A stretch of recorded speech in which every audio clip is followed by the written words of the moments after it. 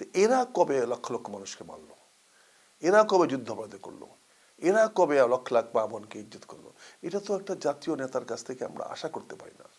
এই ভুল বয়ান আওয়ামী লীগের বয়ান বিএনপির নেতা কেন দিবে? এটা আওয়ামী লীগ বলে আসতেছে। এটা আওয়ামী লীগ তার রাজনৈতিক স্বার্থে জামাতকে একঘরে করার জন্য, জামাতের উপরে প্রতিশোধ নেওয়ার জন্য সে বারবার এই কথা বলে আসতেছে। কিন্তু সেই কথাটা আমরা বলবো কেন? আমরা বলেছি জামাতের সঙ্গে, জামাত ধর্মভিত্তিক রাজনীতি করে যদি সেখান থেকে সরে না আসে তাহলে জামাতের সঙ্গে বিএনপি যাওয়া উচিত হবে না, কারণ আমরা নিজেরাই ডানপন্থী, আমরা বিএনপি নিজেরাই ডানপন্থী। আমরা কেন আরেকটা ডানপন্থী লোকের সঙ্গে যাব? তাহলে তো আমাদের হিস্সা কমে যাবে, কারণ আমরা যত অনুক্ষ হবে তত আমরা দুর্বল হব। কাজে এই মুহূর্তে এই সময় বক্তব্যটা তো আত্মঘাতী হয়েছে। এই কথাটা বলার চেষ্টা করেছি। এই কথাটা আমি জানিয়েছি জামাত ইসলামকে যে আপনারা এগুলো প্রতিবাদ করেন না কেন? তখন জামাত ইসলামের সাধারণ সম্পাদক সাহেব বললেন যে আপনি প্রতিবাদ করলে এটা আমরা তো, আপনি কি প্রতিবাদ করবেন? আমি আপনাদের পক্ষে প্রতিবাদ করতে পারি না। তখন তিনি আমাকে একটু বললেন যে আমির সাহেব আপনাকে একটু চার দাওয়াত দিয়েছে, আপনি কি থাকবেন? আমি বলি মাশাআল্লাহ, উনি যদি আমাকে চার দাওয়াত দিয়ে থাকে এটা তো আমার একটা সৌভাগ্য, তা আমি যাবো। তো সে অনুযায়ী আমাদের আমি বোধহয় যোগদান করলাম 12 তারিখে মনে হয়, কোথায় তার আগের দিন ওনার অফিসে 6টার সময় যাওয়া করেছিল। হাদি সেদিন গুলি খাইলো, ওই দিন প্রোগ্রামটা হলো না। পরের দিন সকাল 9টায় গেলাম, আমরা আলোচনা করলাম। আলোচনা করার পরে উনি আমায় গঠনতন্ত্র দিলেন, দিয়ে বললে এটা পড়েন। আমি বললাম আমি আপনার গঠনতন্ত্র জানি, আমি পড়েছি, দেখেছি। তো উনি বললেন আপনি কি আমাদের দলে অংশগ্রহণ করতে চান? তাই আমি বললাম যদি আপনাদের দলে তো আমি রোকন হওয়ার সুযোগ নাই, তা আপনি যদি আমাদেরকে যদি গ্রহণ করেন, যদি করেন, কারণ আপনি আলহামদুলিল্লাহ আমি আপনাকে গ্রহণ করলাম, যদি আপনি যোগদান করেন তাহলে এই ফর্মটা ফিল আপ করে দেন। আজকে মুক্তিযুদ্ধের ছেলেও তো জামাত ইসলাম জয়েন করছে, জামাতের পার্টি করতেছে। তারা কি যুদ্ধ বিরোধী? আজকের প্রজন্মের কাছে নতুন একটা রাজনৈতিক দল ভালো লাগে, আর জামাত যদি সততার কথা বলে, সত্যের কথা বলে, ন্যায়ের কথা বলে, আর সবচেয়ে বড় কথা তারা ইসলামের পক্ষে বলে। আমরা যে দেশের নাগরিক, যে দেশের মানুষ 90% মুসলমান, সেখানে ইসলামিক ধর্ম নিয়ে, ইসলাম ধর্ম নিয়ে বা ইসলাম ভিত্তিক রাজনীতি করতে আমাদের সমস্যাটা কোথায়? কি সবচেয়ে বড় দুর্ভাগ্যজনক, যদি কোনো বিএনপি নেতা কর্মী আমার সঙ্গে কথা বলে, কোথাও যদি কেউ দেখতে পায় যে আমার সঙ্গে কথা বলতেছে, এটা বিয়ের অনুষ্ঠানে হোক, সামাজিক অনুষ্ঠানে হোক, এমনকি জানাজায় হোক, সেই ছবিটা দেখানোর পরে ওই ছেলেটাকে বহিষ্কার করে দেওয়া হয়, ওই নেতাকে বহিষ্কার করে দেওয়া হয়। ভিতরে যে প্রজন্মটা জন্মগ্রহণ করেছে তাদের সবারই বয়স 50-এর উপরে। আপনাদের বয়সের সবারই 50-এর নিচে। 50-এর উপরে যারা ছিল তারা হয়তো কিছু করতে পারে, কিন্তু এই প্রজন্ম 50 বছর এখনো হয় নাই। তো এরা কবে লক্ষ লক্ষ মানুষকে মারলো, এরা কবে যুদ্ধাপরাধী করলো? এই ভুল বয়ান আওয়ামী লীগের বয়ান বিএনপির নেতা কেন দিবে? এটা আওয়ামী লীগ বলে আসতেছে। এটা আওয়ামী লীগ তার রাজনৈতিক স্বার্থে জামাতকে একঘরে করার জন্য, জামাতের উপরে প্রতিশোধ নেওয়ার জন্য সে বারবার এই কথা বলে আসতেছে। কিন্তু সেই কথাটা আমরা বলবো কেন? আপনি দীর্ঘদিন ধরে বিএনপি রাজনীতির সাথে সম্পৃক্ত ছিলেন, হঠাৎ করেই জামাতের সাথে আপনার যোগ দেওয়ার একটা নিউজ ইতিমধ্যে প্রকাশ হয়েছে। তো জামাতের আমিরের কাছে আপনি জামাতে যোগ দিয়েছেন। তো হঠাৎ করে কেন আপনি জামাতে যোগ দিলেন? অন্য কোনো দলের সাথে গেলেন না? আপনার যে সাবেক দল বিএনপির সাথে আপনি কেন জয়েন করলেন না? ধন্যবাদ আপনাকে প্রশ্নের জন্য। এই প্রশ্নের মুখাপেক্ষি আমি হচ্ছি। স্বাভাবিকভাবে আপনি প্রশ্ন করতে পারেন আমি কেন একটি নতুন দলে যোগদান করলাম এই শেষ বয়সে এসে। দেখেন আমার 2 বছর, প্রায় 2.5 বছর হলো আমার কোনো রাজনৈতিক এন্টিটি নাই, কোনো পরিচয় নাই।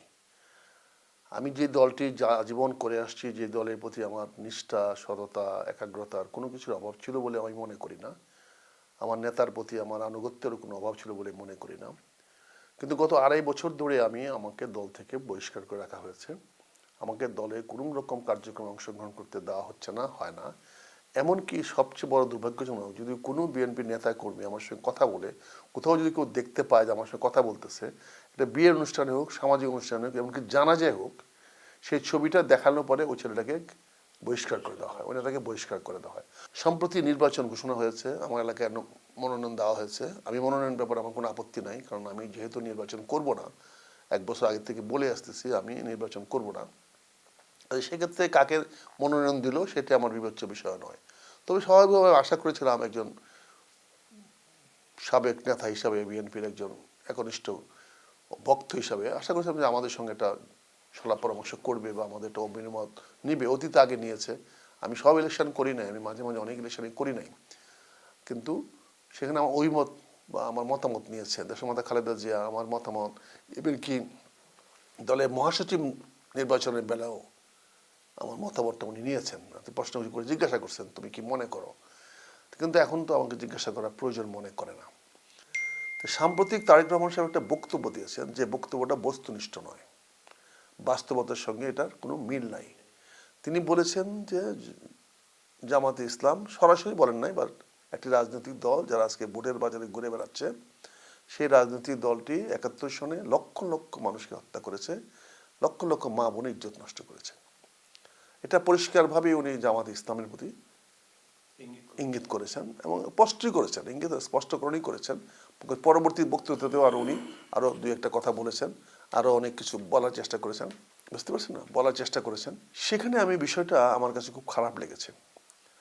আমি এক দুইটা টক শো আমি প্রায় করি, সেখানে প্রতিবাদ করেছি যে আজকে আমাদের ঐক্যের প্রয়োজন। এখানে বৈষম্য ছাত্র আন্দোলনের পরে, ফ্যাসিস্ট সরকারের পতনের পরে আমাদের সবচেয়ে বড় যে জিনিসটা প্রয়োজন সেটা হচ্ছে একটা ঐক্য। আমরা যদি ফ্যাসিস্ট বিরোধীরা যদি ঐক্যবদ্ধ না থাকি, তাহলে ফ্যাসিস্টরা আবার ক্ষমতায় ফিরে আসার একটা সুযোগ পেয়ে যেতে পারে।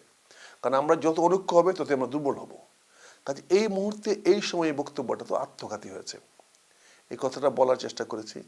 এই কথাটা আমি জানিয়েছি জামাত ইসলামকে যে আপনারা এগুলো প্রতিবাদ করেন না কেন। তখন জামাত ইসলামের সাধারণ সম্পাদক সাহেব বললেন যে আপনি প্রতিবাদ করলে এটা আমরা তো, আপনি কি প্রতিবাদ করবেন, আমি আপনাদের পক্ষে প্রতিবাদ করতে পারি না। তখন তিনি আমাকে একটু বললেন যে আমির সাহেব আপনাকে একটু চার দাওয়াত দিয়েছে, আপনি কি থাকবেন। আমি বলি মাশাআল্লাহ, উনি যদি আমাকে চার দাওয়াত দিয়ে থাকে এটা তো আমার একটা সৌভাগ্য, তা আমি যাবো। তো সে অনুযায়ী আমাদের আমি বোধহয় যোগদান করলাম 12 তারিখে মনে হয়, না কোথায়, তার আগের দিন ওনার অফিসে 6টার সময় যাওয়া করেছিল। হাদি সেদিন গুলি খাইলো, ওই দিন প্রোগ্রামটা হলো না। পরের দিন সকাল 9টায় গেলাম, আমরা আলোচনা করলাম। আলোচনা করার পরে উনি আমায় গঠনতন্ত্র দিলেন, দিয়ে বললে এটা পড়েন। আমি বললাম আমি আপনার গঠনতন্ত্র জানি, আমি পড়েছি, দেখেছি। তো উনি বললেন আপনি কি আমাদের দলে অংশগ্রহণ করতে চান। তাই আমি বললাম যদি আপনাদের দলে তো আমি রোকন হওয়ার সুযোগ নাই, তা আপনি যদি আমাদেরকে যদি গ্রহণ করেন, যদি করেন, কারণ আপনি আলহামদুলিল্লাহ আমি আপনাকে গ্রহণ করলাম, যদি আপনি যোগদান করেন তাহলে এই ফর্মটা ফিল আপ করে দেন। আপনার এই যোগদানের সিদ্ধান্তটা কি ওই 1-2 দিনের মধ্যেই হয়ে গেল, নাকি আগে থেকে চিন্তা করছিলেন যে জামাতে? আমি জামাতে যাওয়ার চিন্তা তো করার কোনো কারণ নেই, কারণ জামাত আমাকে নিবে কেন। আমি তো প্রথমেই তো, আমি তো জামাত বিরোধী লোক।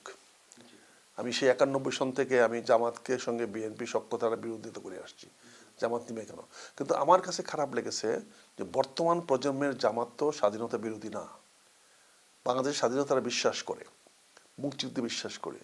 আর এই প্রজন্মের জন্ম হয়েছে তো 71-এর পরে, তো তাদের বয়স তো সবারই 50-এর উপরে। 71-এ যে প্রজন্মটা জন্মগ্রহণ করেছে তাদের সবারই বয়স 50-এর উপরে। আপনাদের বয়সে সবারই 50-এর নিচে, 50-এর উপরে যারা ছিল তারা হয়তো কিছু করতে পারে, কিন্তু এই প্রজন্ম তো 50 বছর এখনো হয় নাই।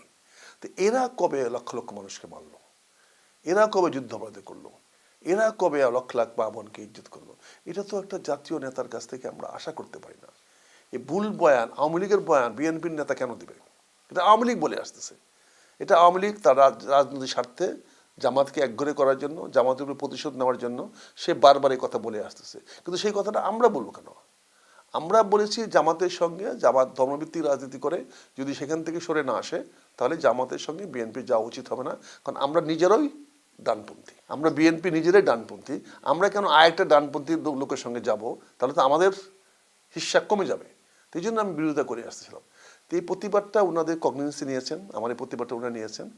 তা উনিও বললেন আলহামদুলিল্লাহ, আমিও বললাম শুক্রিয়া। তো এইভাবে আমরা সকালবেলা জয়েন করলাম। জামাত, আপনি জানেন যে জামাত একটা ক্যাডার ভিত্তিক রাজনৈতিক দল। এখানে প্রথমে সহযোগী সদস্য হতে হয়, এরপরে কর্মী, এরপরে রোকন। আপনি যোগ দিয়েছেন। এখন অনেকেই বলছেন, বিশেষ করে সামাজিক মাধ্যমগুলোতে কেউ কেউ কমেন্ট করছেন বা দু একটা গণমাধ্যমেও এসছে যে আপনার সাথে হয়তো আসন নিয়ে কিংবা নির্বাচনে অংশগ্রহণ করার কোনো সুযোগ দিয়ে জামাত আপনাকে প্রলোভন দেখিয়েছেন, এই ধরনের কোনো বিষয়? আমরা কোনো দেনা পাওনার, আমরা যৌতুক নিয়ে আমরা কোনো সম্পর্ক করি নাই। যৌতুকের বিনিময়ে বন্ধুত্ব হয় নাই। এই বন্ধুত্বটা হয়েছে পিওর প্রেম থেকে, ভালোবাসা থেকে। কাজে এখানে একটা কমন টার্গেট আমাদের কাছে আসছে। আমার কমন টার্গেট হলো মুক্তিযুদ্ধ বিরোধী শক্তিকে আমি হেয় করবো কেন? তার সঙ্গে যুদ্ধ করেছি, যার সঙ্গে যুদ্ধ করব তার সঙ্গে সন্ধি হবে। আর যুদ্ধটা তো আমার মুক্তিযোদ্ধারা যুদ্ধ করেছি তো জামাতের বিরুদ্ধে নয়, আমরা যুদ্ধ করছি পাকিস্তানের বিরুদ্ধে। এবং পাকিস্তান হানাদা বাহিনীর বিরুদ্ধে, পাকিস্তানিদের বিরুদ্ধে না, পাকিস্তানের যে সামরিক বাহিনী কাজ করেছে। আর সবচেয়ে বড় কথা, আপনারা অনেকেই জানেন না যে 94,000 যে পাক পাক বাহিনীর যে আর্ম ফোর্সের লোকেরা সারেন্ডার করছিল ইন্ডিয়ান আর্মির কাছে, তাদের মধ্যে 29,000 ছিল প্যারামিলিশিয়া, যারা রাজাকার, আল বদর, আল শামস এরা ছিল। তো এরা তো পাকিস্তানের কাছে সারেন্ডার করে চলেই গেছেন, এরা তো বাংলাদেশে থাকেন নাই। যারা বাংলাদেশে বিশ্বাস করে তারা হয়তো ওই সময় একটু বেকায়দায় পরিবেশে ছিল, তো তখন তারা দেশ ছেড়ে যায়নি, তারা গ্রেফতার হয়েছে। পরবর্তীতে বঙ্গবন্ধু শেখ মুজিবুর রহমান তাদের ক্ষমাও করেছেন এবং জিনিসটা স্বাভাবিক হয়ে গেছে। এবং তারা আমার ভাই, তারা ভুল করতেই পারে, আমরা কেন তাকে ক্ষমা করব না? আমার চাচা হইতে পারে রাজাকারি করতে না, খুব শান্তি বাহিনী ছিল, শান্তি কমিটি ছিল, আমার দাদা থাকতে পারে, আমার গ্রামের চাচাতো ভাই থাকতে পারে, আমার গ্রামবাসী থাকতে পারে। তা আমি কি গ্রামবাসীকে উচ্ছেদ করে দেবো গ্রাম থেকে? তাকে বের করে দেবো? তা আমাদের তো একটা সামাজিক পরিচিত আছে, সামাজিক ভিত্তিও তো আছে। আজকে মুক্তিযুদ্ধের ছেলেও তো জামাত ইসলাম জয়েন করছে, জামাতে পার্টি করতেছে, তারা কি যুদ্ধ বিরোধী? আজকের প্রজন্মের কাছে নতুন একটা রাজনৈতিক দল ভালো লাগে, আর জামাত যদি সততার কথা বলে, সত্যের কথা বলে, ন্যায়ের কথা বলে, আর সবচেয়ে বড় কথা তারা ইসলামের পক্ষে বলে। আমরা যে দেশের নাগরিক, যে দেশের মানুষ 90% মুসলমান, সেখানে ইসলামিক ইসলামিক ধর্ম নিয়ে, ইসলাম ধর্ম নিয়ে বা ইসলাম ভিত্তিক রাজনীতি করতে আমাদের সমস্যাটা কোথায়? ইসলাম তো বলেছে নামাজ পড়তে, তা আমরা নামাজ পড়ি না। আমার বাড়িতে বাসাতে এমন কেউ নেই যে নামাজ পড়ে না, কাজেই আমরা তো ইসলাম বিরোধী না। তো ইসলামিক রাজনীতিতে যদি আমার বর্তমান কালচার, বর্তমান সংস্কৃতি, বর্তমান জীবন ব্যবস্থা সম্বন্ধে যদি কোনো বহির্গত কথা থাকে, তাহলে সংশোধন করব। 1400 বছর আগের কোনো কথা যদি আজকে আমার সাথে কন্ট্রাডিক্ট করে, আমরা ইসলামের দৃষ্টিভঙ্গিতে দেখব এটাকে কি করে আপগ্রেড করা যায়, আপডেট করা যায়, কিভাবে এটাকে বর্তমান সময়ের সঙ্গে খাপ খাওয়ানো যায়। ইসলাম তো কোনো রিজিড ধর্ম না, ইসলাম তো বলে নাই, ইসলাম তো বলছে তুমি সৎ কাজ করো। তো সৎ কাজের তো কোনো ডেফিনেশন নাই।